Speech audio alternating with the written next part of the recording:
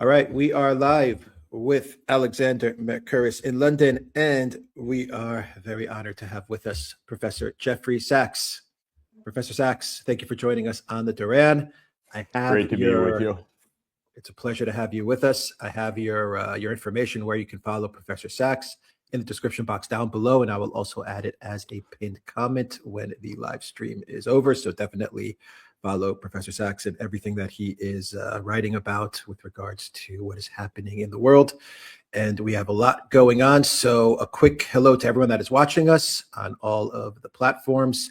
And thank you to our moderators in the chat.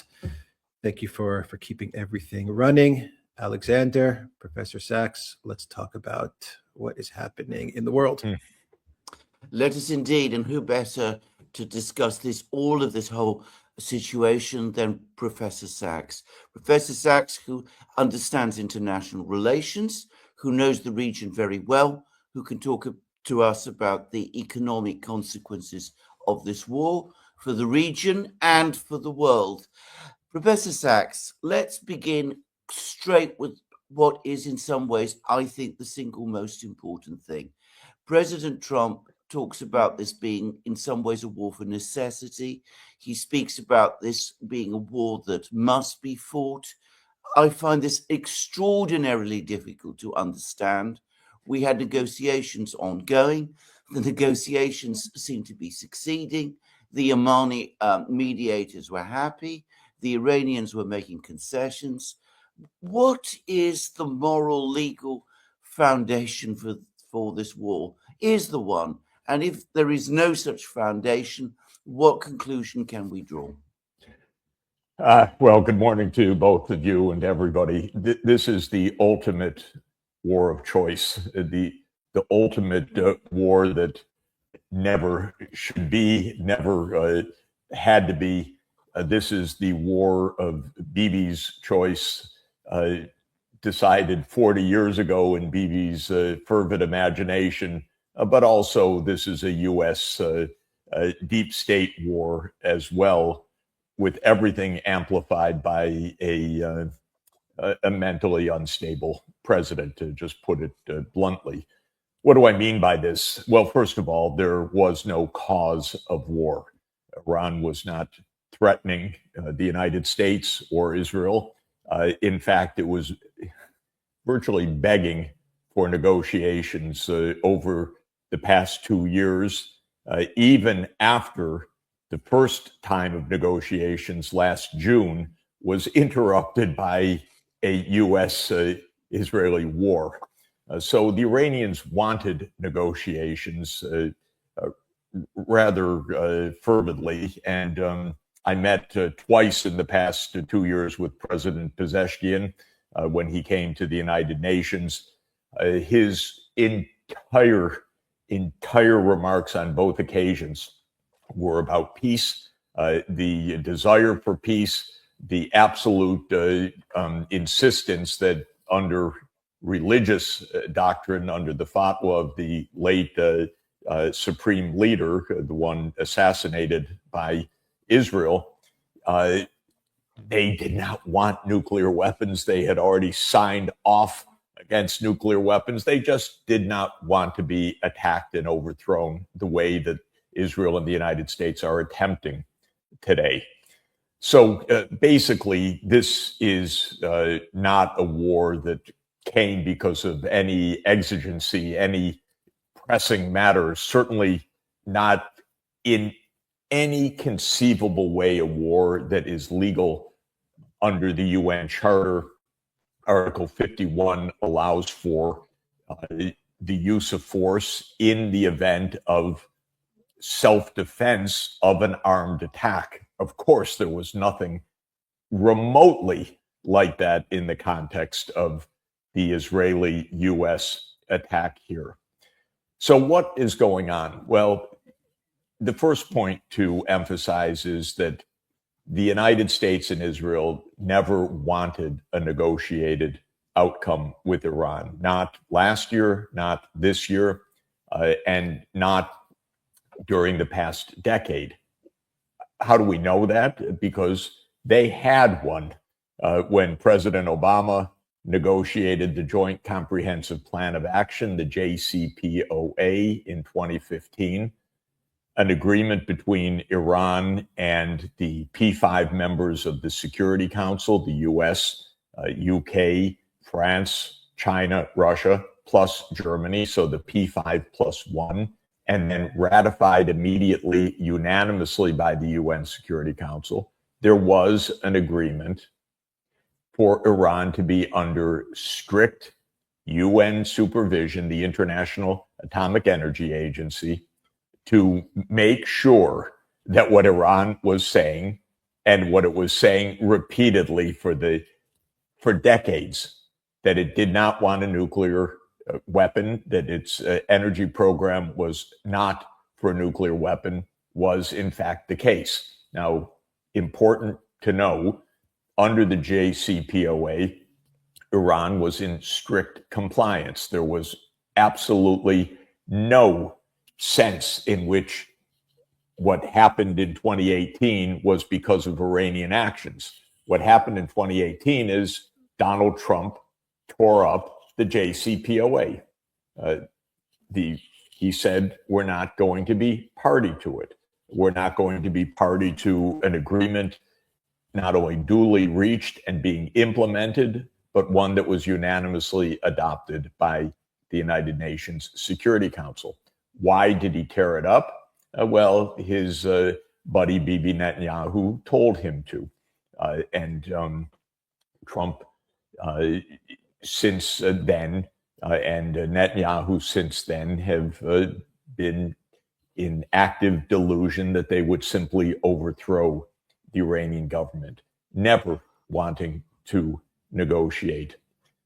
I had a very strange, unpleasant interaction with one of the U.S. negotiators last year when I thought I could be a little bit helpful to make a suggestion or two, because I thought there were actual negotiations going on, and I was extraordinarily rudely brushed off, and that was the last time I tried to make any informal suggestion about how to move forward. And it was clear to me from then something so weird is going on, because this was before the bombing last June. But it was absolutely clear how completely strange things were.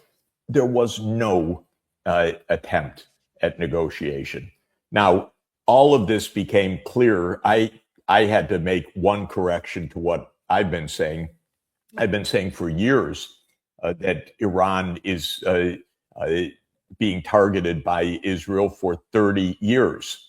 And I emphasize 30 years because 30 years ago, a political doctrine of Netanyahu and his American political advisors called clean break was issued as Netanyahu became prime minister of Israel. So I said this is a 30-year attempt to overthrow Iran. I stand corrected, because Netanyahu himself has made clear that even for 10 years before that, when he wasn't prime minister, it was also his dream. He's actually posted that this war is a 40-year dream. So that means it's not exactly driven by the events at the negotiating table, whether Iran was negotiating in good faith, whether what was happening with the Omani mediator was working. And of course, we also have to appreciate that the Omani mediator said extremely clearly the negotiations are proceeding.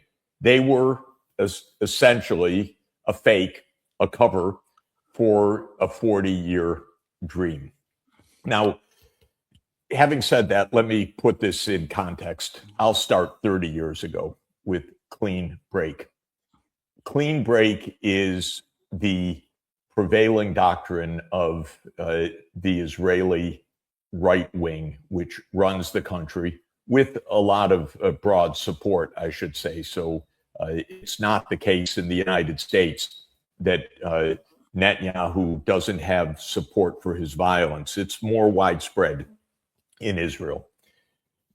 Clean break was the doctrine that said there would never be a state of Palestine.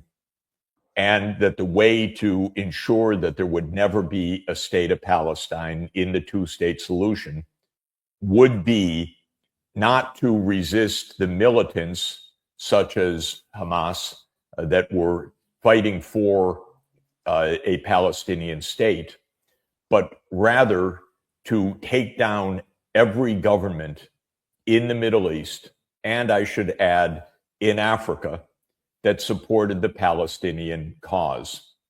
And this actually built on earlier Israeli doctrines, extreme militaristic doctrines called the periphery doctrine, which is side with the countries in Africa or the Middle East that are non-Islamic if they can find them. So Christian countries or places with some Christian populations to fight the Islamic majority states, and especially those that support Palestine.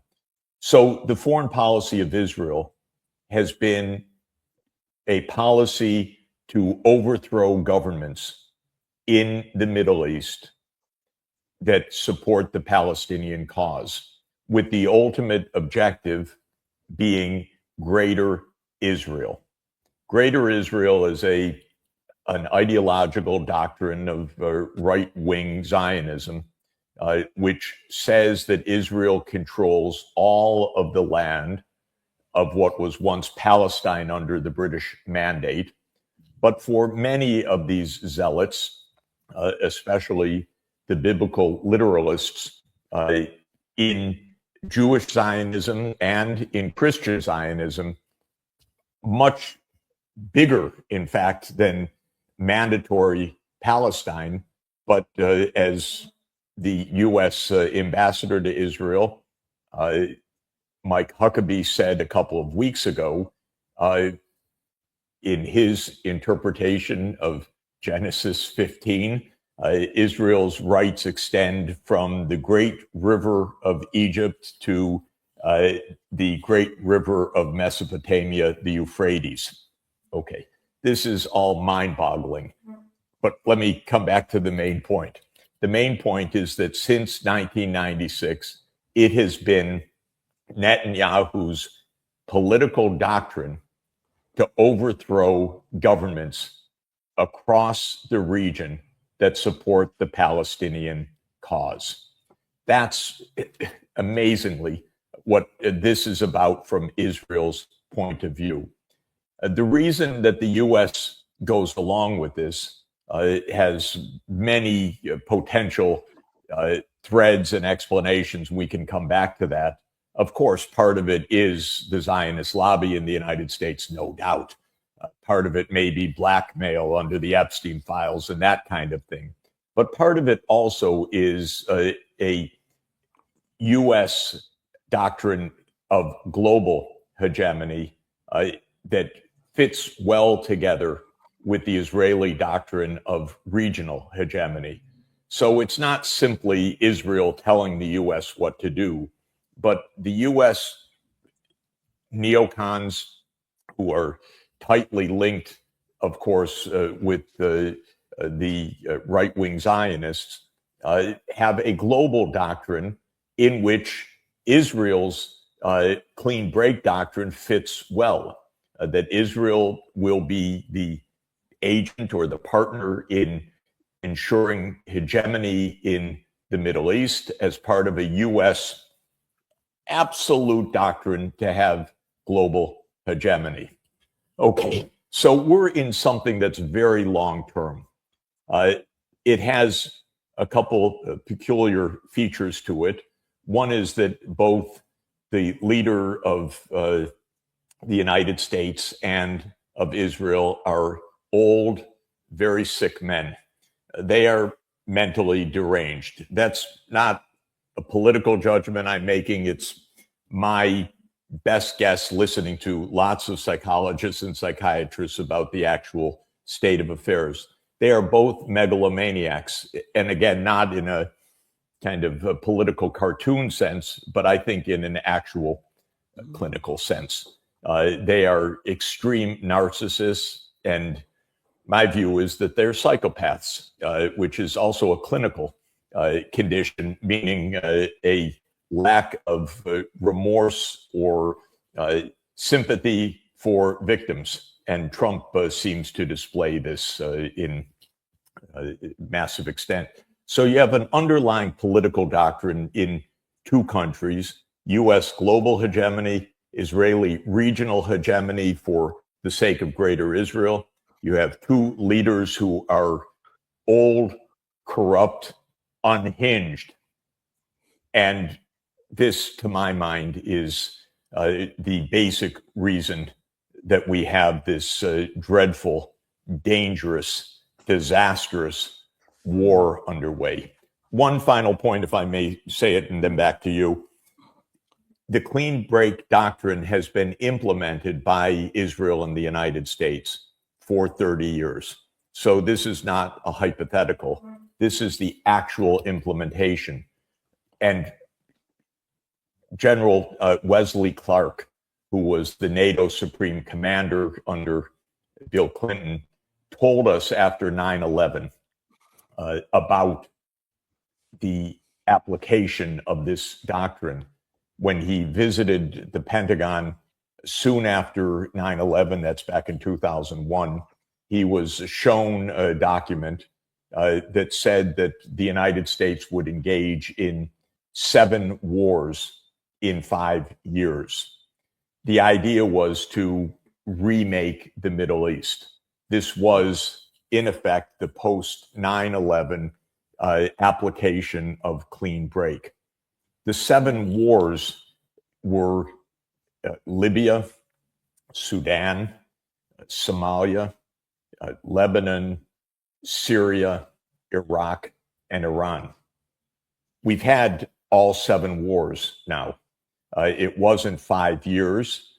We know from inside testimony that they chose as the first of those 7 in West Asia the attack on Iraq in March 2003. They expected that to be a walkover, and then they would continue on with the rest of the wars.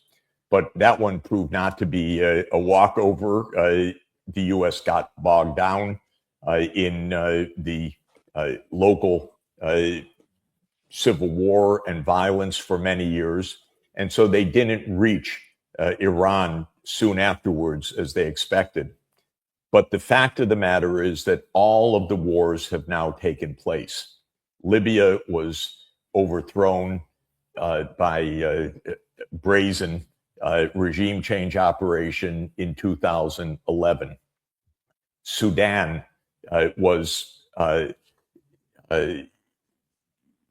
destroyed by a heavily Mossad-led and supported insurrection by South Sudan that broke Sudan in 2.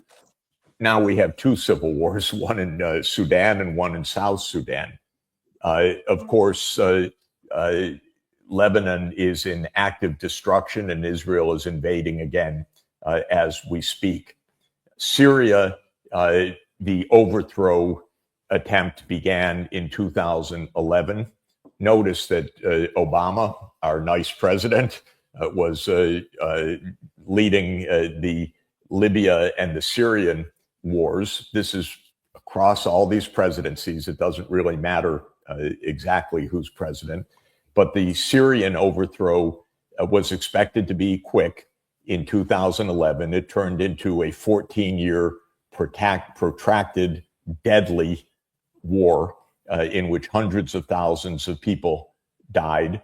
But that was a CIA-led operation called Operation Timber Sycamore. And Iran was the great prize. Iran is something different from all the rest. It's nearly 100 million people. It's a powerful country. Anyone who has read Herodotus, and I hope some people have, know that these issues with Iran or Persia go back thousands of years. This is a great civilization. This is not Lebanon, if I may say so, or some post-World War I construction. And so Iran was the hard case. Iran has its own long history, by the way, because Britain and the United States subverted Iran back in 1953, which was part of the long, sad saga of how the Western world has desired to wreck Iran throughout the 20th century. But having said that, they couldn't quite get to Iran until now. So this is two old, destabilized, mentally imbalanced individuals leading two militaristic states working side by side, not one wagging the other, but both working in partnership for their respective dreams of hegemony. Bottom line, this has nothing to do with choice. This is pure imperialism of the most vulgar and dangerous kind. Professor Sachs, thank you for that masterly discussion. Now, I have a few points of my own to make, and they're partly derived from what you've said here and what you said in other places, because you've been active discussing this issue. Also, what your friend Michael Schulenberg, by the way, has been saying too. And I'd like to start briefly with something which has disturbed me greatly. Firstly, that if we talk about the attack on Iraq, in the United States, Congress was consulted. The United Nations Security Council was consulted. Of course, the United Nations Security Council, its concerns were ultimately ignored, but it was consulted. The UN Charter makes it very clear that war can only be conducted in self-defense and preferably with the authority, in fact, ultimately always with the authority of the Security Council itself, which is the institution created to preserve peace. Now, none of this has happened this time. There's been no attempt to consult Congress in the United States. There's been no attempt to consult the Security Council. The attack took place, as you say, in the midst of negotiations. The other side, Iran, was making concessions. The Imani negotiators were talking about a further meeting in Vienna. The United States itself was giving indications that it would be going to that meeting.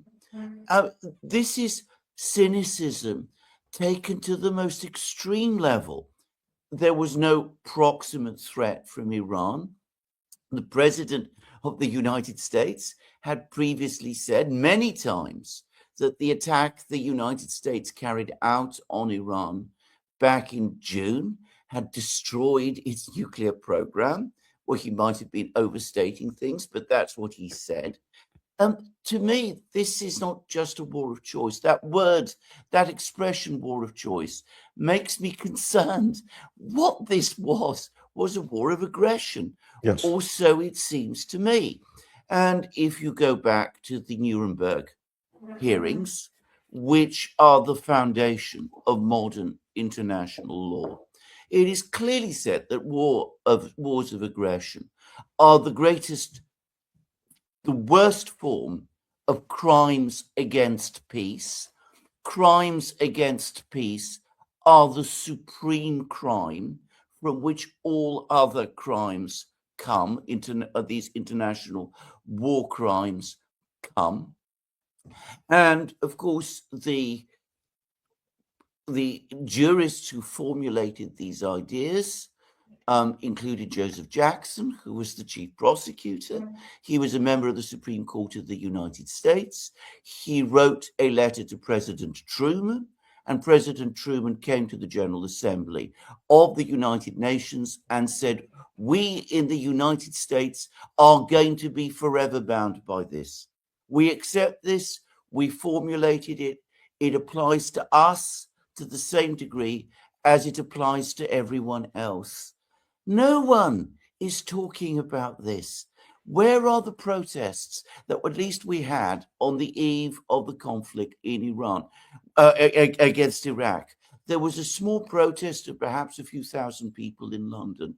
Nothing comparable to the kind of protests that took place then. Is it because we've had so many wars for all of these extraordinary, and I have to say what you described, I mean, the ultimate strategy, the strategic purpose behind this war, the clean break idea, concepts of hegemony.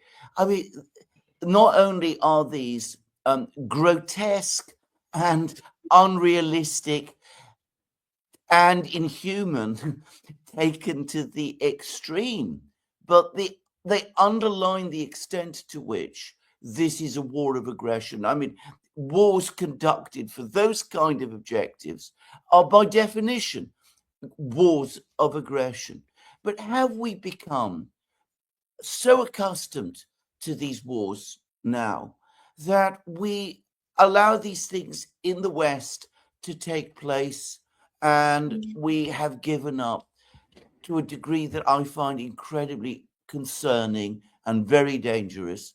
We've given up pushing back or protesting against them. Not all of us, yourself, obviously.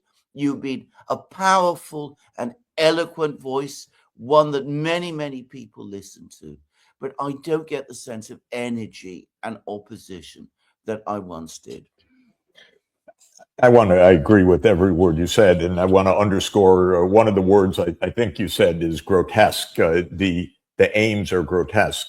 This is Israel with around 10 million people wanting to assert control over hundreds of millions of people. It's the United States with around 340 million people wanting to assert control over 8.1 billion people. Nothing less than that. So these are not only wars of aggression, they are wars of blatant and brazen imperialism. We're watching very old-fashioned imperialism. They are reminiscent of the 19th century. The point was, it had been for the world that World War II was so devastating, so horrific, and the nuclear age was so dangerous that this would not be allowed to happen again. It's not that we haven't seen wars of aggression before, and we had brazen imperialism by Europe and the United States for centuries. But the idea was that we had learned something. And the preamble of the United Nations Charter says this is to end the scourge of wars that have twice visited humanity in the 20th century. So what we are witnessing is the unlearning of what we had learned.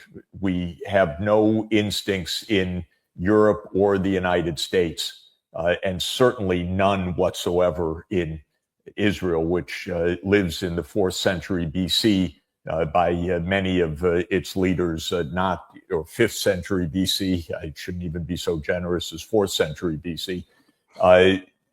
This is brazen imperialism, and it raises many questions, of course. But for me, it raises the question, is there still a constitutional republic in the United States? And it's a very interesting question, I think a lot about, because we have the paradigmatic case of the Roman Republic becoming the Roman Empire, traditionally dated to 27 BC, when Octavian declared himself Augustus and Princeps. This was the date usually given for the end of the Roman Republic. But what's very interesting, in fact, is two things. One, the trappings of republicanism in Rome continued after what we now call the start of the Roman Empire, because the Senate still met, they still wore their togas, they still had consuls and magistrates. And to someone living at that time, they might not have said, oh, now we're an empire. We once were a republic. This was a continuation, not an event. And secondly, 27 BC the traditional date after Augustus defeats Mark Antony and so forth and declares himself princeps was itself a gradual process that goes back throughout the first century BC with Sulla, Pompey, the triumvirate, Julius Caesar, et cetera, et cetera. Okay, the point is the U.S. has slid into empire for sure at some point. We have the trappings of constitutional republicanism, but when it comes to foreign policy, we are not a republic. We're not governed even by the sense of law. And when the Senate was asked itself last week, do we want to have anything to do with it? They didn't say, well, under Article 1 of our Constitution, it's our job to declare war. They said, no, thank you. We don't want to get involved in this. This is something for the emperor. This isn't something for us. So we're already in that mode of behavior. Of course, we've seen this for decades. The imperial presidency has been noted for decades. When did it really begin? Well, clearly it's a post-World War II phenomenon. 1947, it was a kind of clean break for us. This is when the CIA was established. That created the mechanisms for U.S. post-World War II imperialism. In January 17, precisely 1961, President Dwight D. Eisenhower, who was our most celebrated general, the supreme commander of Allied forces in World War II, and then later the president, issued a stark warning that the military-industrial complex was threatening the U.S. democracy. We used to read that as a warning about the future. I now read it as a statement of the time about the existing reality that Eisenhower was telling us we've been taken over. And I think we need to reread that. Arguably, just like you could date the decisive turn of Rome in 44 BC with the murder of Julius Caesar, arguably you could say that the American empire came into full force on November 22nd, 1963 with the assassination of John F. Kennedy, which I think overwhelmingly likely was a CIA operation and was empirically the last time that a president stood up to the military-industrial state. So it is, in my view, not shocking that we see these wars of choice. They've been true all through my career. The brazenness of this is something different, as you note. There's not even an attempt at an excuse. There's not even an attempt at any kind of process. The American people are completely against this. Why is this? Two reasons. One, we have slid into imperial behavior over decades, and so all of the real institutions of control were long ago pushed aside. But second is the particular personality of Donald Trump, a dark triad personality of megalomania, malignant narcissism, and psychopathy. This is something different. You should not have a person like this as president. This is especially of such a powerful country. This is extremely dangerous. So we have this mix, but the underlying reasons is the erosion of the most basic constitutional checks. After all, I have to point out from a juridical point of view, the UN Charter is not only something that the US subscribes to, it is the law of the land. It is a treaty duly ratified by the United States Senate in July 1945, which under our Constitution makes it the law of the land. But we hear little of the Constitution. The Supreme Court, thank God, rallied a few weeks ago and said Trump can't set the whole trade regime. That's unconstitutional. That was a glimmer of light. But when it comes to foreign policy, sadly, those same 9 justices I don't want to put words in their mouth, God forbid, but would likely side with the imperial presidency. Why does Europe have not a word about this? Well, this is what we've been asking for years. How did Europe become a complete vassal of the United States, which it is? And it is a little hard to understand. Partly it's the selection of the leaders, which have to go through the U.S. approval mill, or they get pushed aside easily. Partly it is simple mechanics. If you have U.S. military bases on your soil, you are an occupied country, whether you like it or not. You have the CIA there, you have subversion, you have U.S. direct political interference. You are a semi-occupied country. But I have to just tell you how shocking it is to hear this. I was at the UN Security Council last week. I had been invited to testify about the war, and then the UK and the US blocked me from testifying. And this is par for the course. That's the least of it. But as I listened, of all people, the Danish ambassador launched into a tirade against Iran on the day that the US and Israel attacked Iran.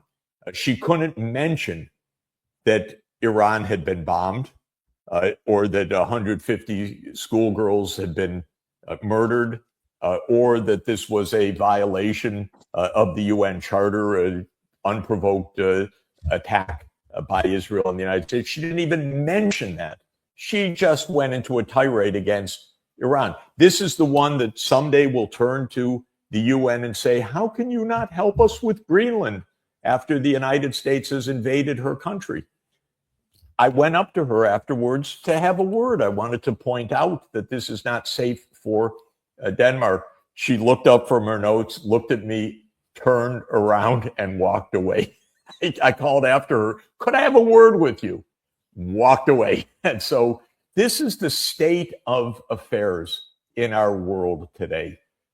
Europe is useless. We know it. We bemoan it every day. Useless. Not a voice of sanity, except for Pedro Sanchez. Let's champion him because he's been very brave.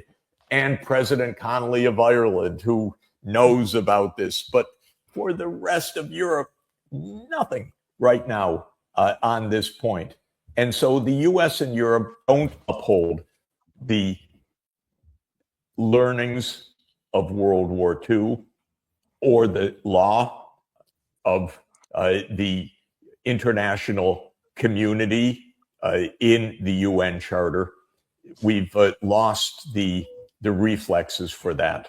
And sorry to ramble on, but in 2003, many European countries, and I remember walking across the green with Dominique de Villepin, who had just spoken at the UN Security Council. France objected to the US-Iraq war.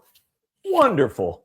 We don't hear a voice like that in a major European country now. No, we don't. Let's talk about Iran, because my own clear sense is that there's been very little understanding of that country. There were a lot of assumptions that this war was going to end very quickly. There's been a universal belief among Western leaders that the government is not only unpopular, but illegitimate in some way, never exactly explained, that the course of the war has come as a terrible surprise, that nobody expected that it would have dragged on in the way that it has. And you are starting to see in the media, certainly here in Britain, what you might call the worm of doubt. People are asking, is this going to go on for a long time? Is this going to turn out well? What if it doesn't? What if we've underestimated Iran? What if we've underestimated the strength of its institutions and its armed forces and its level of economic and social cohesion? Well, if they have underestimated all of those things. That really does argue again about their planning, their quality of planning being completely wrong, because as you say, they've been thinking about doing this for years, for decades. They should have a very clear understanding of Iran, and it seems that they don't. I mean, is that also your perception? I mean, it's certainly mine that they really don't understand Iran, perhaps because they've fallen in with these grotesque ideas of domination of the Middle East, domination of hegemony, domination of all sorts of things. And one of the things I've learned in my life is that people who lose touch with reality on one thing eventually lose touch with reality on everything. Is that what the problem is? I have a general principle which I've tried to get instated for many, many years, which is that the United States should not be allowed to bomb any country unless more than half the U.S. population can name 2 cities in that country. This would end all American wars. Americans know nothing about Iran. And that includes our leadership. Of course, I'm being jocular. We should not be bombing other countries, period. But the ignorance is beyond imagining. Donald Trump, of course, knows zero about everything. Everything. The man is a complete, total ignoramus. And that is not my testimony. That is what I hear from leaders around the world that deal with him. He's simple-minded, and this is also extraordinarily concerning. No, they don't have a plan. They don't have a strategy. They are relying basically on an old CIA failed ploy, which is get the U.S. into something and then escalate as needed. So that's not a military strategy. If it could take us back again 64 years to another CIA concoction, which was the invasion of Cuba, the Bay of Pigs in April 1961. They had no plan, but Allen Dulles thought once we get people on the ground and if they get under attack, Kennedy will have to call in air cover and we will be in a full-fledged invasion of Cuba. Now the plan is we'll escalate as needed. That's why Trump talks about now openly, well, we're going to have to put soldiers in. We're going to have to put the boots on the ground, as it's called. I don't think this is going to happen, by the way, because the United States public is so much against this, at least 3-1 against it, and it's going to go to much longer stronger opposition very, very soon as people see how completely reckless, violent, boneheaded all of this is. But the answer to the question is they do not have a plan. Netanyahu's plan is get the U.S. involved. Those who favor this have the plan that once we're involved, we'll just escalate as necessary. The whole thing is a complete concoction and debacle. And the best evidence of that is the market judgment, because that's a kind of summary of those who are whose money is directly at stake. Today, oil prices have soared well above $100 a barrel by some quotes that I saw just in the few minutes before we started, up to about $120 a barrel. Oil is on the route to doubling in price over this very early stretch from the pre-war price until today. It's not quite there yet, but it's headed there. This is an economic calamity, but the point is that those who put their money down in bets, and the market bet on energy is the cleanest and clearest of this bets, is that we have a disaster unfolding. Let's talk about that, because you're perhaps the best person to discuss this. $120 a barrel oil We have already a very difficult economic situation in Europe altogether. In Germany, they've been talking about deindustrialization. In Britain, there's a strong sense of economic malaise. In every Western country, people's living standards are under very, very great stress. $120 a barrel oil. What is that going to do to the world economy now, especially if this shock continues very long? And did the people who made the proximate decisions to start this now, did they not realize that this might happen? I mean, it was so likely that it would happen. How could they miss it? But tell us first of all about what are the possible outcomes. And by the way, before you do, can I just point to people what a prescient economic commentator you are in some respects? I remember when Trump brought in the tariffs, you said that the tariffs would not reduce the American trade deficit. They didn't, just to say. So given that kind of exemplary track record, what are your thoughts about this? Yeah, if I could just say on the tariffs very briefly, I said A, they're illegal, brazenly illegal. B, they wouldn't reduce the trade deficit. 3, they wouldn't create manufacturing jobs, which on our February report are down 100,000 jobs from last year to this year. The whole thing is so incredibly imbecilic. Okay, I'll put that aside. Yeah. On this one, you know, this is weird, but my PhD dissertation 46 years ago was on oil shocks. It was doing the first modeling of the oil shocks of 1973-74 and 1979-80. And I wrote the first book about that, the economics of worldwide stagflation, published in 1982. So I've been thinking about this for decades, actually. The fact of the matter is this is an extremely, extremely serious shock to the world economy.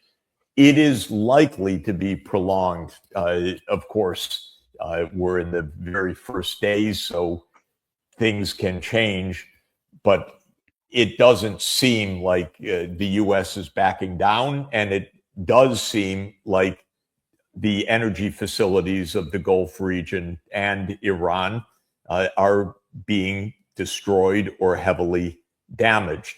And one country after another is shutting in its production because you can't produce if you can't store or ship. And they can do neither right now. So we're seeing soaring oil prices. We're seeing another important indicator, the volatility of the stock market soar once again. That's called the VIX index. That is also a predictor of a serious economic crisis.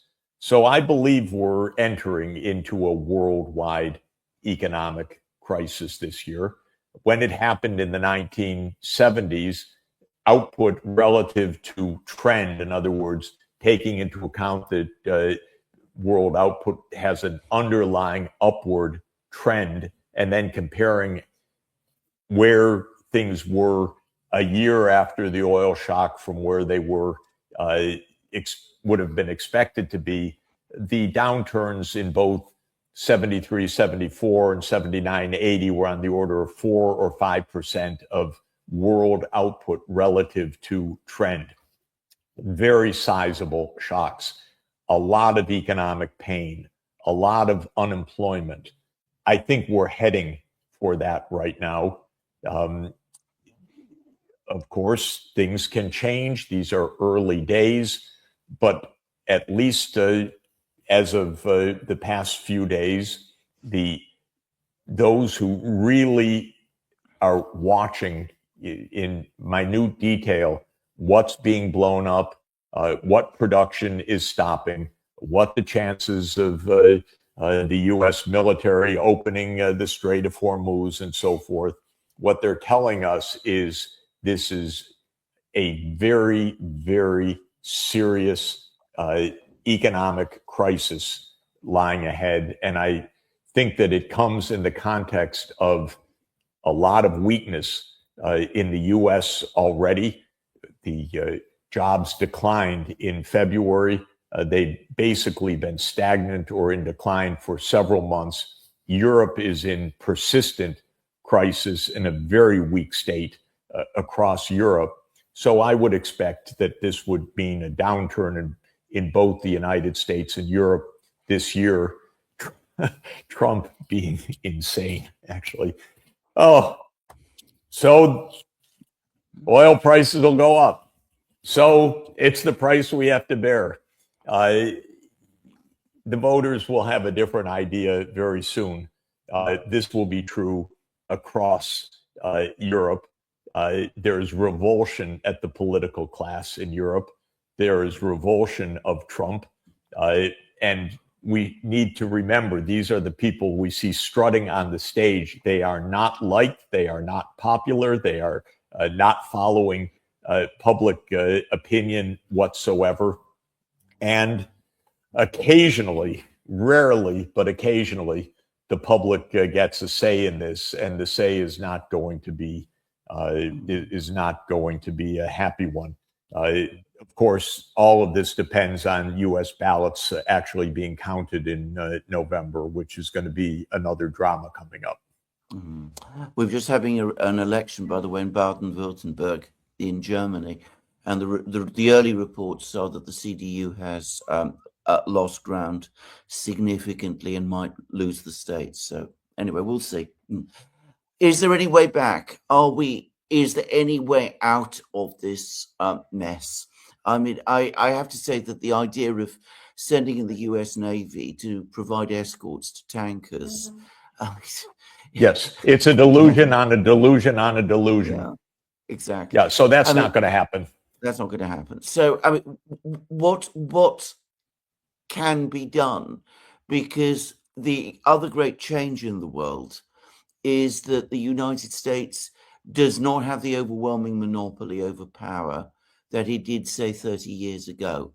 There are other very, very big players now. There's China, where Donald Trump is supposed to go at the end of this month. There's Russia, of course. There's India, too. There's all sorts of countries. One gets the sense that none of them are happy. What might happen? Might we actually see an international movement to end this war outside the West?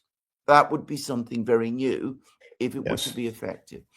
Yes, there will be a world rising demand to end the war as the economic pain hits. And that economic pain is going to hit quite quickly in prices, of course, for petrol and diesel, and in electricity costs, and in other ways. So it won't take that long for the pain to be widely felt. This is one point. That will cause politicians to scramble. What do we do? How do we survive? What do we say to our publics? The way that this war ends, and the only way, in my view, that it ends, is that the United States and Israel stop their war of aggression, period. I don't think it's going to end at the negotiating table. I don't see what the negotiations would be about. I don't see there being a possibility of negotiating right now, but there is absolutely the possibility that Israel and the United States stop the attack. Of course, that is a loss of face. Who gives and I won't say it, but basically, who could care that Trump and Netanyahu lose face? Despicable people who went against the world good. Of course they should lose face. They're disgraceful. We need the fighting to stop. It could stop if there is a crescendo of voices for it to stop. That crescendo will not start in Europe because they don't even have a voice that they know how to utilize right now. But even that will come later. the voices have to start with where you absolutely indicated, and that is with the BRICS countries. China and Russia, of course, are allies of Iran. They're supporting Iran. The idea that, oh, they're giving intelligence, are you kidding? Why not? This is also a U.S. war directed against Russia and China, have no doubt about it. This is world hegemony at stake. Of course, they are going to give material support, financial support, military support, probably not direct troops, but a lot of other kinds of support. Of course, that's going to happen. But diplomatically, what I find most interesting is India. India, to my mind, is actually the decisive factor in this right now. Sad to say, India plays two roles, one of them completely erroneous for India, and the other very important. The erroneous role is India thinking that it will replace China as America's supplier, and that it will reap benefits as together with the United States and Israel against, with the United States against China and Israel as a provider of military technology and intelligence technology. So India has sidled up to the United States despite all the abuses, and it hasn't really ended that. Modi was in Israel a few days ago. For God's sake, what the heck is that? And there's also, there's other considerations, but that's one side. The other side is India should remember that its colonization by the British Empire wasn't a great party. It was a disaster. And the same with the United States. To become a vassal of the United States, to play with the United States in the Quad, to suffer a calamitous energy crisis because India is completely energy import dependent from the Middle East because of a U.S.-Israeli war of imperialism is not what India wants. So India has the presidency of the BRICS this year.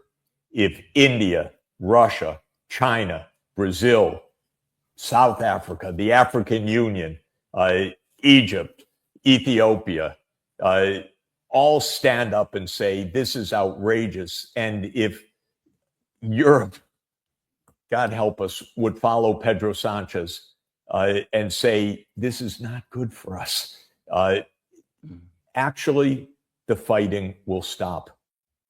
After that, I think the consequences will be extremely significant. Of course, the U.S. will have been exposed, as exactly Kissinger's adage has it, to be a friend of the United States is fatal. This will be proved yet again. I don't think Israel can continue in this mad, violent way after this. It will have created a worldwide crisis, not just a regional crisis. I think Israel, if it continues in this way, should be expelled or suspended from the UN, as South Africa was. It is a violent, vicious state that either regains its senses or is going to lose its hold. So this is going to be another reckoning that will come. But I think the way this war will end is the world telling the United States and Israel, stop, it's over, you're wrecking the whole world.